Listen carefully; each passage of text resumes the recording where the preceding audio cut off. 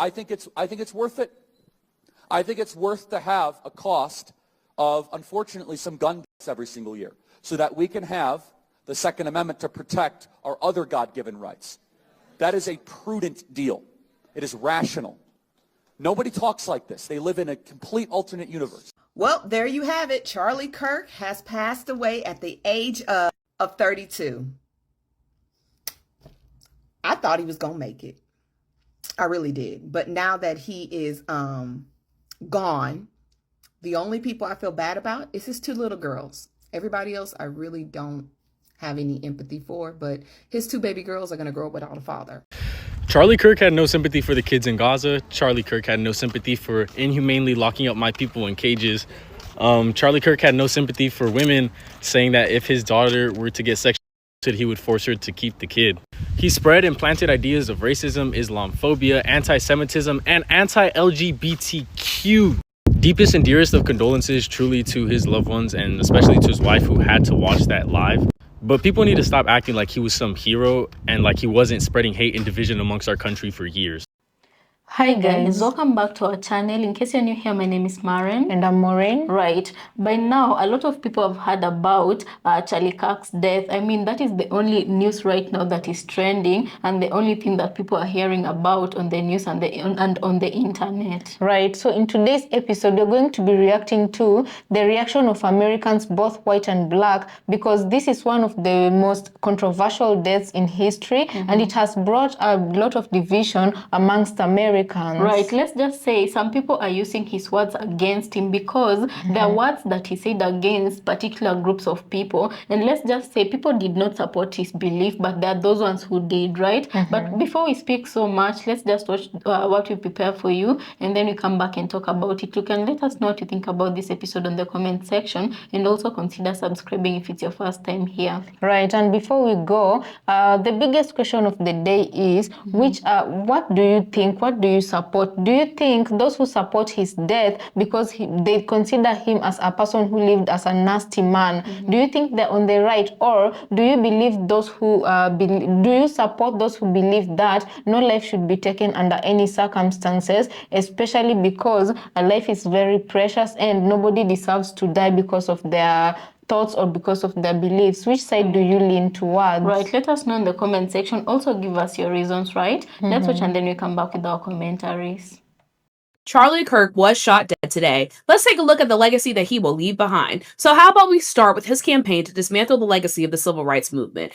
In a December 2023 speech, Charlie Kirk didn't just critique Dr. Martin Luther King Jr., he launched a full-scale character assassination, labeling him as awful and not a good person, claiming he's only admired for saying things he didn't actually believe. Now, he went even further. Kirk called the landmark Civil Rights Act of 1964 a huge mistake and argued that it created a permanent DEI type of bureaucracy. Now, he pushed the radical theory as well that the act, in his words, superseded the U.S. Constitution. And then when he was challenged, he doubled down, calling MLK a mythological anti-racist creation, and then bragged about targeting the sacred cow of modern America. On abortion, he publicly celebrated the overturning of Roe v. Wade. And here's what he said when he was asked if he would force his own 10-year-old daughter to carry a pregnancy to term after she was assaulted. And she was 10 and she got raped. And she was going to give birth and she would, and she was going to give birth and she was going to live. Would you want her to go through that and carry her baby? That's awfully graphic. But it's a real life scenario that happens to many people. The answer is yes, the baby would be delivered. Now, on gun violence, he consistently downplayed America's gun violence epidemic. I think it's worth to have a cost of, unfortunately, some gun deaths every single year so that we can have the Second Amendment to protect our other God-given rights. On race in Black America, Charlie Kirk supported a ban on DEI, overturning the Civil Rights Act, and promoting a whitewash version of history. He supported banning AP African American Studies and even said that when it comes to slavery, there's a lot more to the story. And when it comes to Black professionals, on pilots, he stated, if I see a Black pilot, I'm going to be like, boy, I hope he's qualified. He also blamed Black people for the air traffic controller crisis. He frequently disparages Supreme Court Justice Ketanji Brown Jackson, Jackson as a diversity hire and insisted that she was only appointed because she's a Black woman. He denies that systemic racism even exists and supports punitive sentencing, and then referred to George Floyd as a scumbag. He even led the efforts to pardon Derek Chauvin, the police officer that was convicted of his murder. Now, on women and misogyny, he's no better. His misogyny covers us all. He went on a bizarre rant directed at Taylor Swift, instructing her to submit to her husband, and he also claimed that men don't want to date women in their 30s because we're not at our prime. Democracy and January 6th, his group, Turning Point USA, was deeply involved in efforts to try and overturn the 2020 election. He bragged about sending 80 buses to Washington, D.C. on January 6th for people to fight for Donald Trump. And then when he was subpoenaed by the House committee investigating the insurrection, he pled the fifth. On Palestine, he denies the very existence of the Palestinian people and their homeland and says outright that Palestinians in Palestine just doesn't exist. I don't think the place exists. What? Because it doesn't. It's called Judea and Samaria. So, I just have to say this about Charlie Kirk. This whole situation. I saw the video. Honestly, it was disturbing. It's not something that I need to see over and over again. Not at all. But I just have to say, as someone who studied and has a master's degree from Scandal University, I studied there, for 7 years. Like, I know B613 when I see it. 200 yards. Y'all, that is 2 football fields. 2 football fields. And this man was hit in the neck. And it looked as if it hit the carotid artery. If I'm saying it wrong, I apologize. But it looked like it hit his artery. Do y'all understand the precision, the skill, the training that it took for whoever actually pulled that trigger? This was not some average Joe Blow off the streets. Ain't no way, ain't no how. No. I'm pissed! Damn it! This is such bullshit! I've never been so pissed in my whole life! And this murder Charlie Kirk right here in Utah! I'm so freaking pissed right now! This is bullshit! I just saw blood squirting out of his neck! I love that guy! He would have been our next president! I am so pissed right now! Why do they always come with fucking violence? Gosh damn it! Use your freaking words as they're talking to you people! Who shot Charlie Kirk? I'm driving down a Provo right now! I'm so pissed! Guys, this is about to get bad. This is about... he said... They... Charlie Kirk. They. Who do you think they is? These people are going to blame the collective left for this. And the emotion that you see in that man, that is not an isolated thing. I actually don't think that that's a show. That was fucking... This is already an absolutely unhinged population of people. Already looking for an excuse. I don't know what comes next and how fast it's going to get here, but y'all need to listen. If you don't think something's coming, you need to get your head out of the fucking sand. If the person that did take his life is on the left side, all hell is about to break loose. So what I'm going to say, anybody that is an influencer on the left, if you got something, hold that bitch tight, okay? Watch your surroundings and keep your head on a swivel, because if you don't, we already know. That side is cuckoo for Cocoa Puffs. Someone shot Charlie Kirk in the neck while his wife and children were watching. Let it marinate. Let that sink in. They killed this man because they didn't like his beliefs and his opinion, something they have of their own. They shot him at an event at a university in Utah while his wife and his 3-year-old daughter, 1-year-old son was in attendance, very much likely watching him do what he loved. So here's the thing. Here's the thing that is so hurtful and disappointing to me.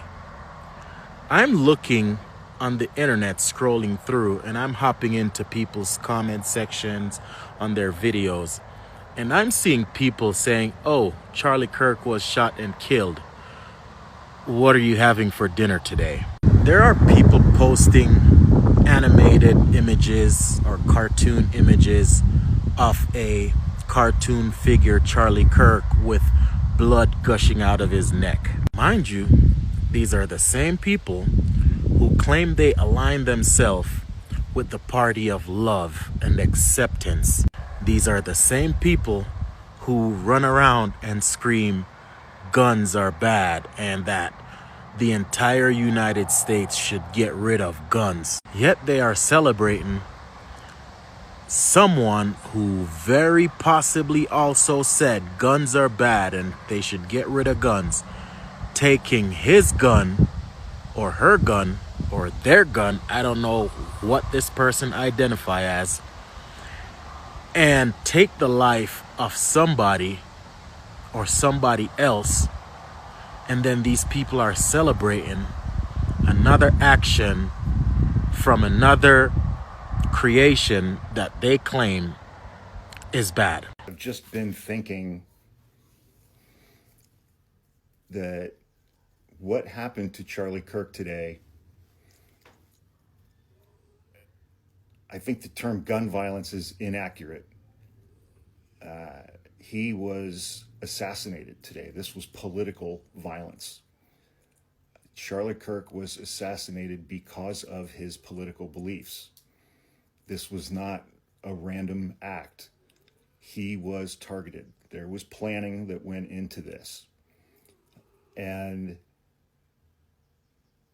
again, I don't condone violence. I don't condone what happened to Charlie Kirk today. But he was assassinated because of his political beliefs. There was nothing random about this. And it was because of the views that he has espoused.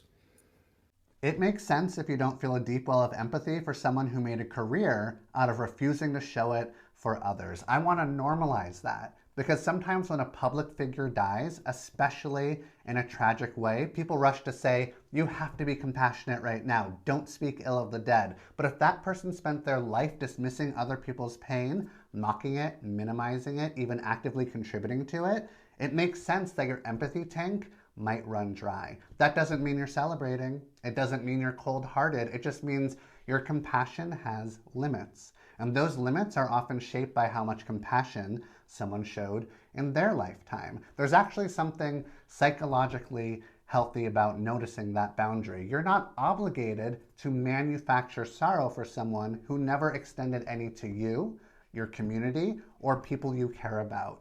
It wasn't us. I'm making it very clear. It was not us. The suspect is in custody, and it is an elderly man. This is not what I expected. This was not on my bingo card. I thought it would have been somebody younger. Hell, I even thought it would have been a woman, but it is an elderly man. Now, Gavin Newsom says the attack on Charlie Kirk is disgusting, vile, and reprehensible in the United States of America. We must reject political violence in every form.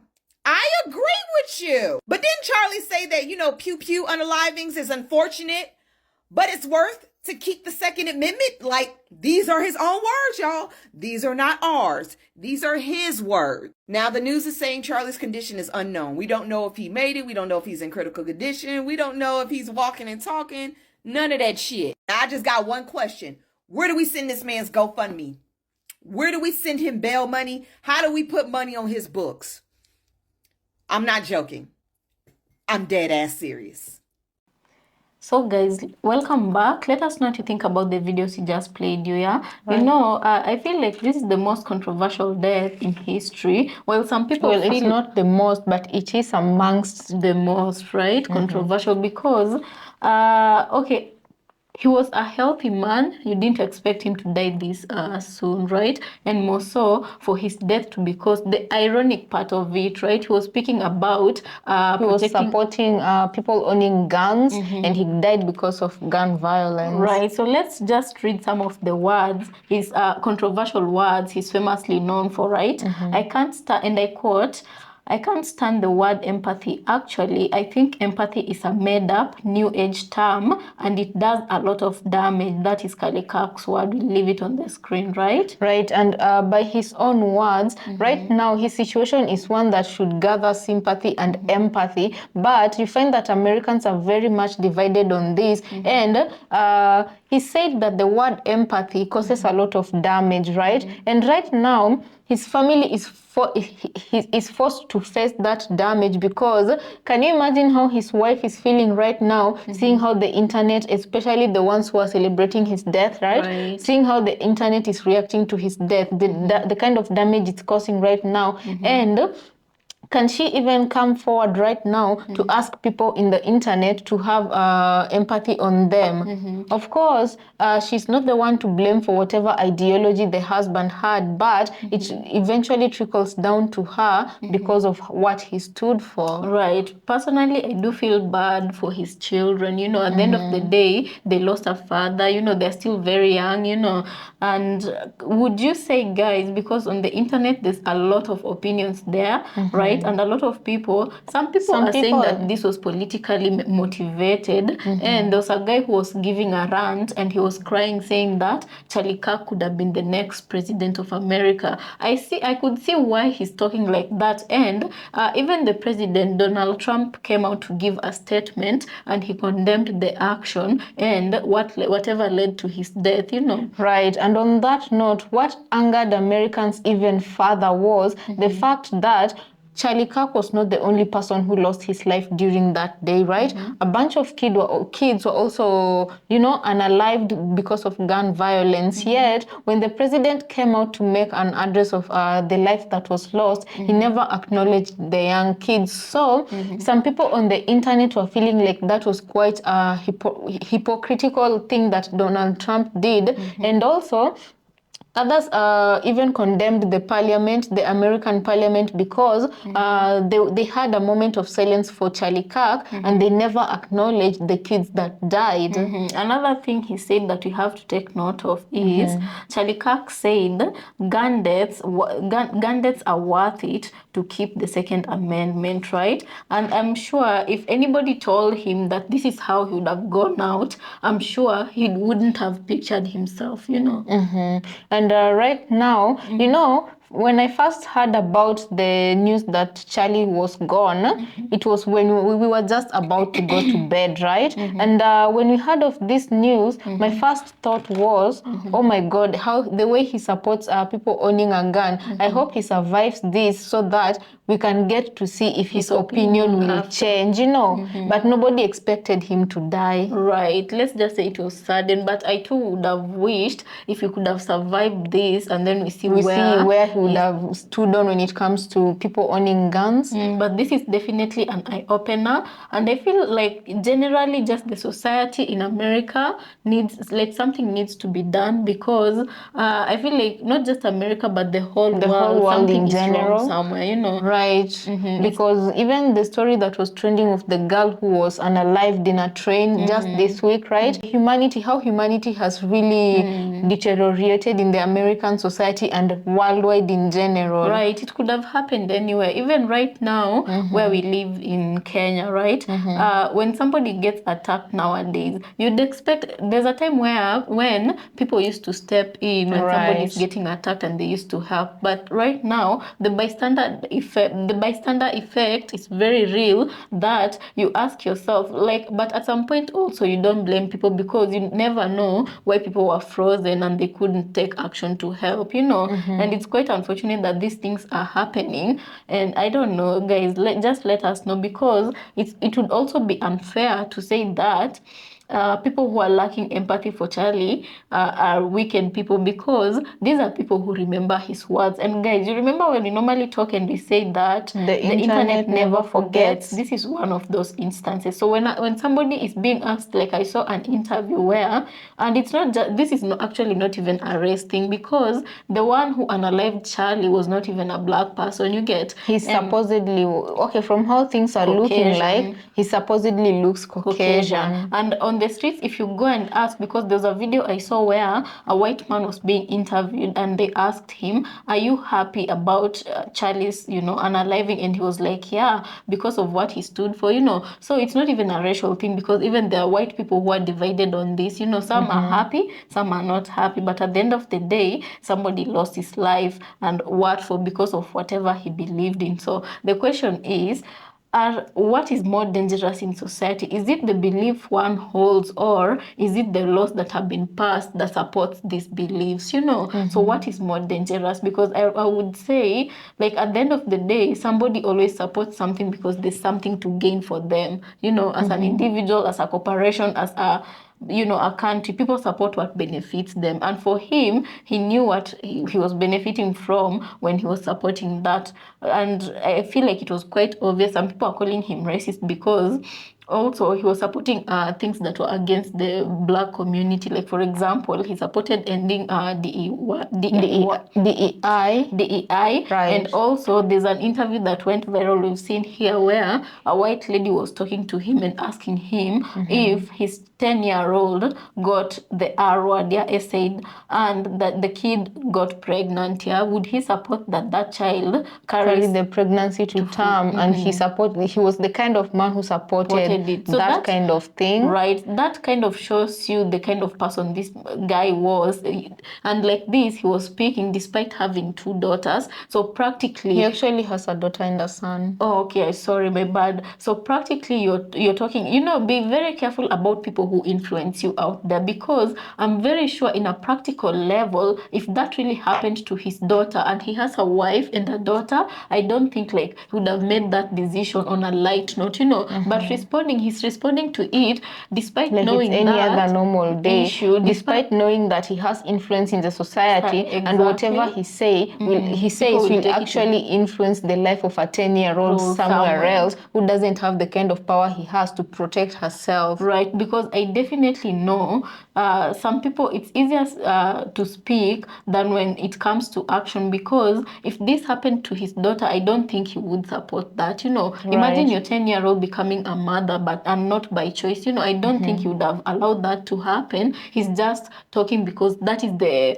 packaging he's given the world. That is the status quo. That is the status quo. And I feel like, he was getting ready to be a political something, Right. So guys, let us know what you think about this episode. Also consider subscribing if you're new to our channel, and we'll see you on our next episode.